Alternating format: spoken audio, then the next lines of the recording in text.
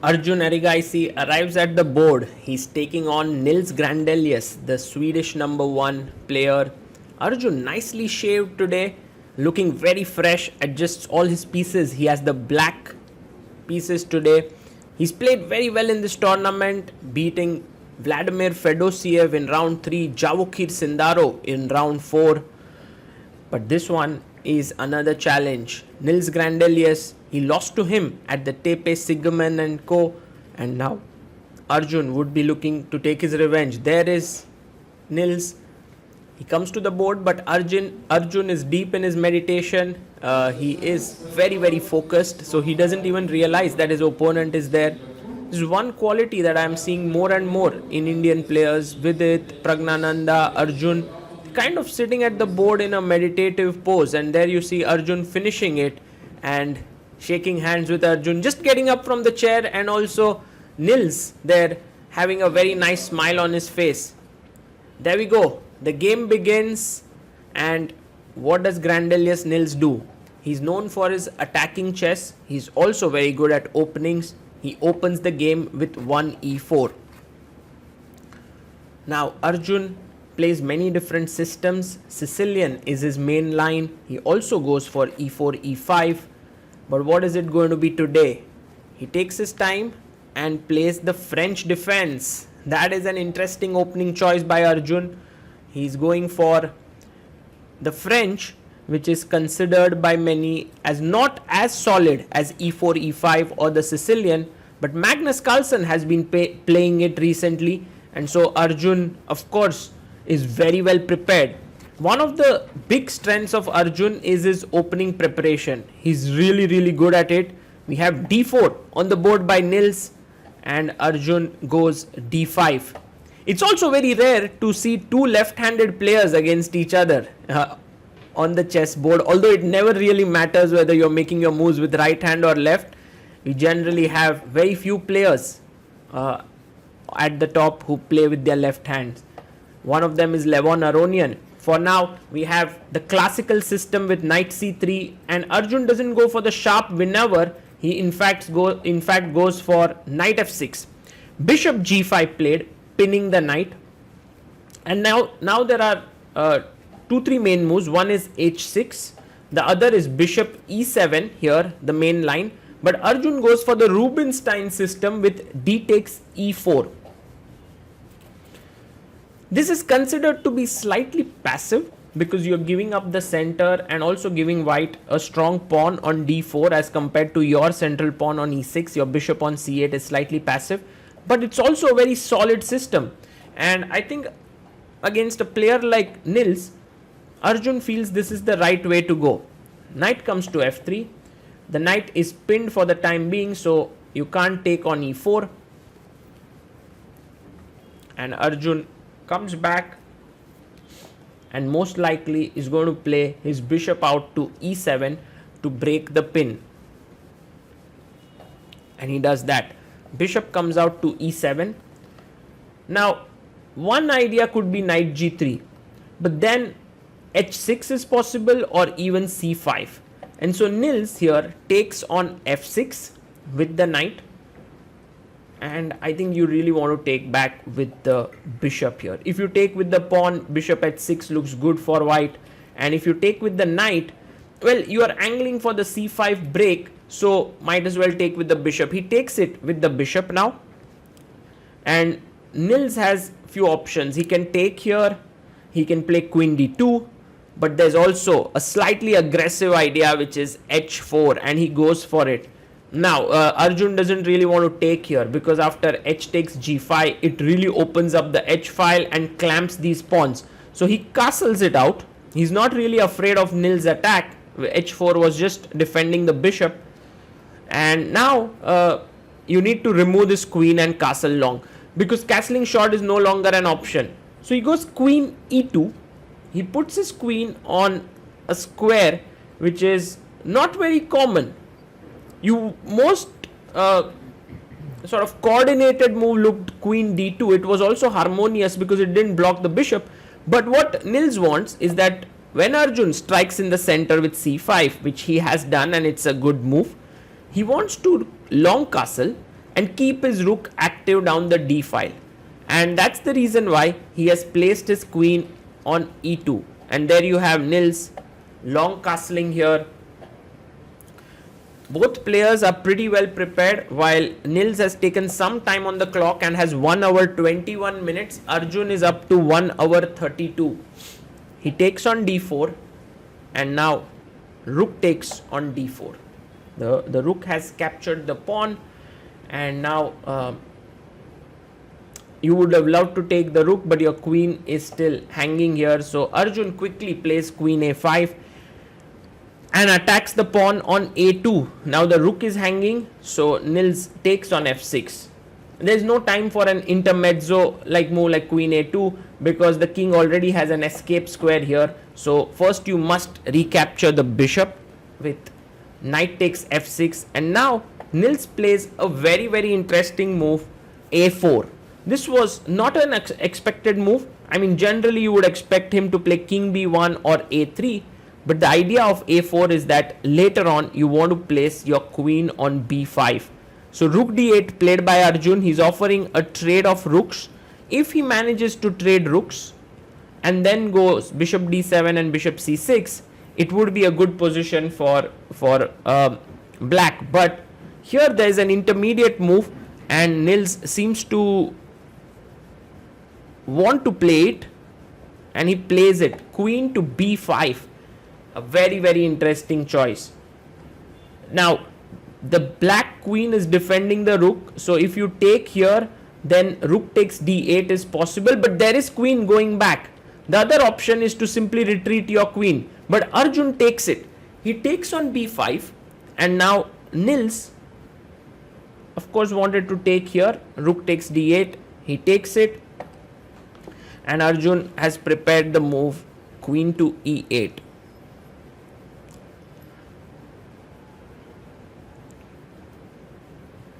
He brings his queen back. Nils must capture it. He takes, knight takes, and let's take stock of this position. Arjun still has 1 hour 30 minutes on the clock. Nils has taken 27 minutes until now. It seems like white is slightly better. You can see better development. The bishop can come out, the knight can move in, the rook can come here, and that's what he does. But apart from these dynamic factors related to piece development, there's also a very long-term factor in the position, and that is the pawn structure. If you look closely, white has a majority on the queen side, 3 versus 2, and black has a majority on the king side, 4 versus 3. So what black wants is to eventually start pushing his king side pawn, while white wants to push his queen side pawns. Now let's look at how the battle develops. The rook comes to d1, and if he gets rook d8, he's already winning the game. So Arjun needs to stop it at all costs. So king e7 looks like the most logical move. He brings his king up. For Nils now to break through, it's not so clear how he does it, because his bishop is well placed, his rook is here, but there are no entry points. Also the knight could come to e5, but where next? So he makes a small little waiting move here and places his pawn on b3.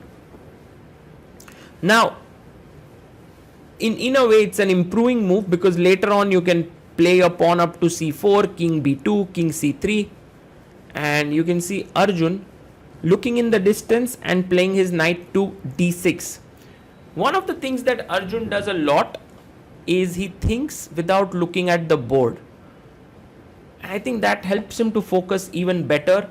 Bishop goes back to d3. Nils wants to keep the bishop, and now Arjun says, I want to complete my development with b6. Winning this pawn on h7 looks slightly risky, as your bishop could get trapped with g6. So Nils goes knight to e5, looking at the weakened c6 square. And Arjun develops his bishop, completes his development. Now the game is getting more and more interesting because of this imbalance in pawn structure. No longer is Nils ahead in development. It's all about who makes the better use of their pawns. Arjun says, I need to push my central pawns, so f6 makes complete sense. The knight doesn't have too many squares. On f3 it would be taken. If it goes to g4, it gets double attacked here with the bishop. Knight c4 seems like the best option. And now, there are two ways to go about this. You can be content with equality. You can take and play e5. This position is equal. But Arjun is slightly more ambitious. He goes knight e4 and he tells Nils, if you take, I feel that this endgame slightly favors me because my bishop is superior to your knight. And also my knight is attacking these two pawns here, so you can't kick it away. Also, if you play rook f1, it's slightly passive. So Nils says, I will attack your rook. This is slightly dubious decision here, but he is going for activity. Now, Arjun takes the pawn on f2. He is happy to do that. And he attacks the bishop. The bishop now chops off the pawn on h7. So the pawns are equal.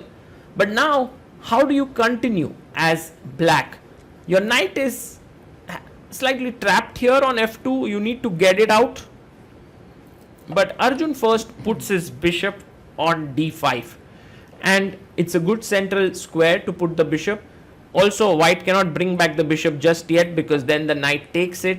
So knight e3 makes a lot of sense.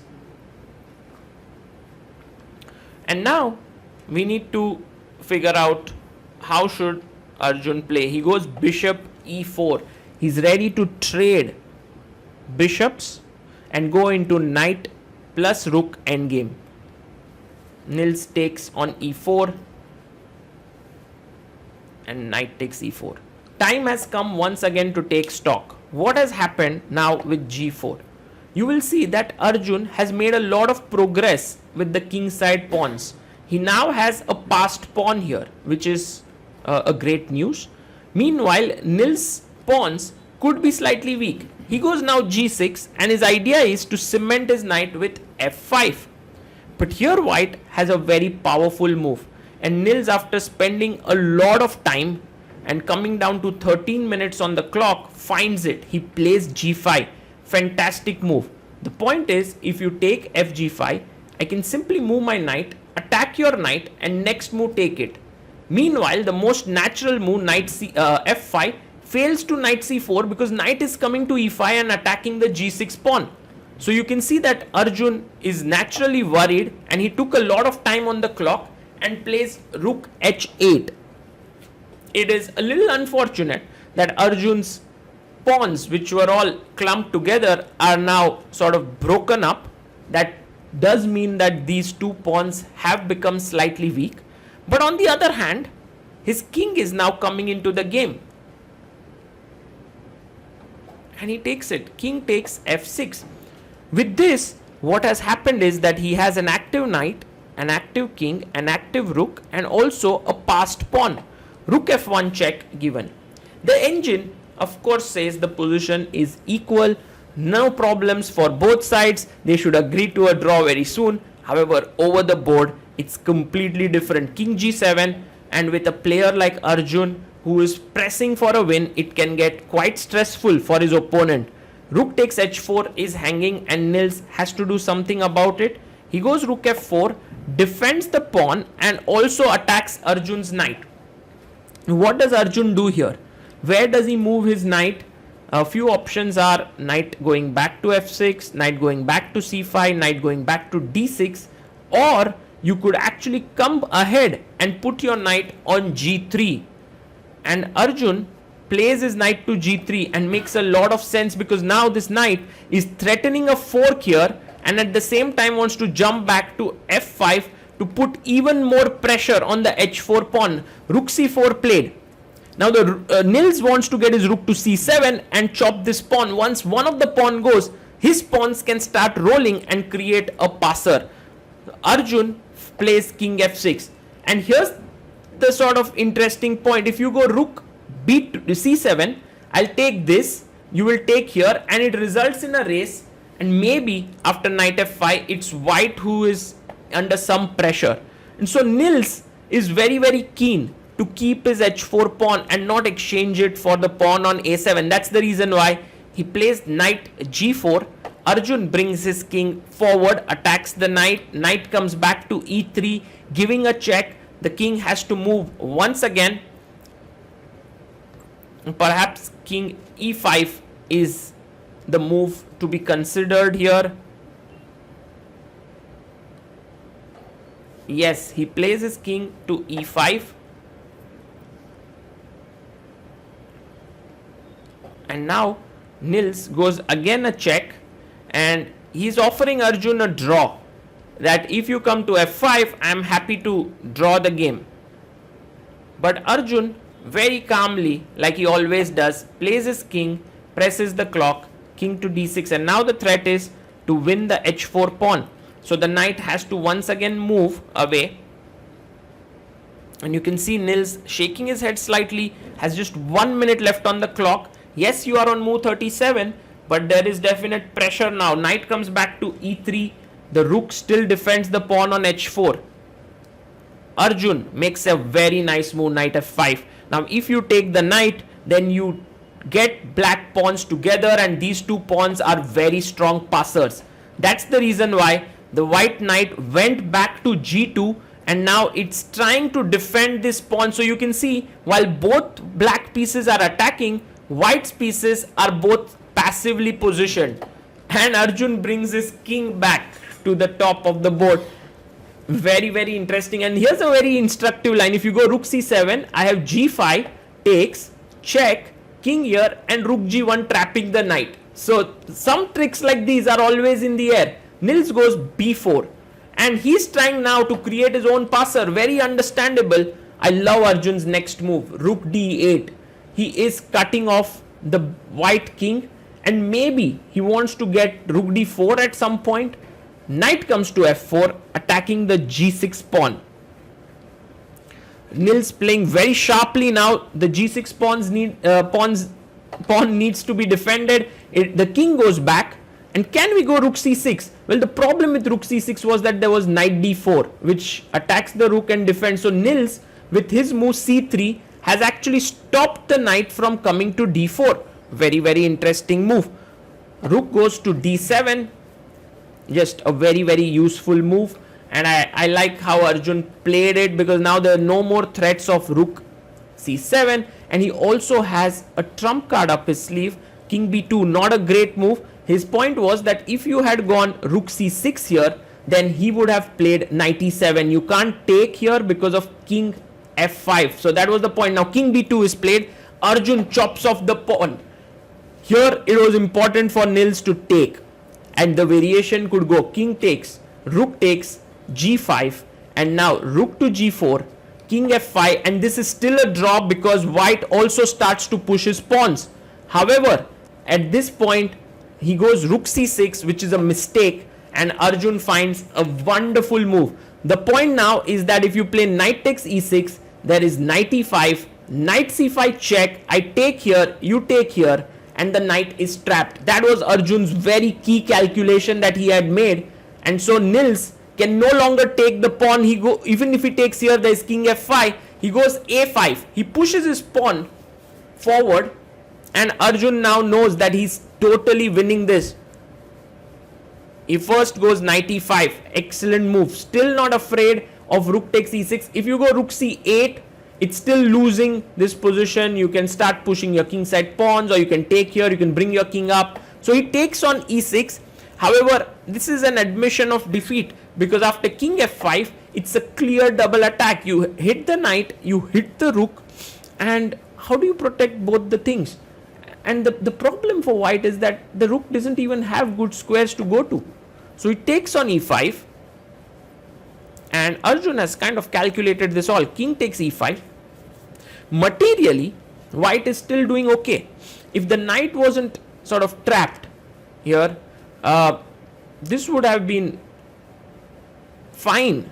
However, after king f5, you can see it that if this knight doesn't have too many squares to go to, if it goes here, it's kind of rook f7 traps it. So knight h4, and now 2 squares away from knight is generally a good place for the king. The knight cannot check it. The knight cannot go to these squares. He takes on b6. And now Arjun takes back. So if somehow you could magically get the knight here, the position would be fine. But the knight is so far away, it's never going to reach back to its king. So Nils tries his last attempt, which is to bring in his king and try to win this pawn. But Arjun's next move is so accurate. The king takes away both these squares, and now the rook takes away the other 2 squares.